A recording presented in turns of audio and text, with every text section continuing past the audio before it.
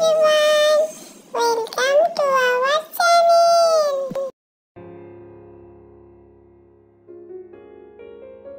দুদু, আমাকে কেমন লাগছে বলো তো?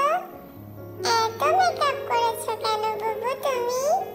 তোমাকে সুন্দর দেখানোর জন্য এত মেকআপ করার কোনো দরকার নেই, বুঝলে বুবু? সত্যি বলছো দুদু? আরে হ্যাঁ, তোমাকে সুন্দর দেখাতে গেলে প্লাস্টিক সার্জারি করতে হবে।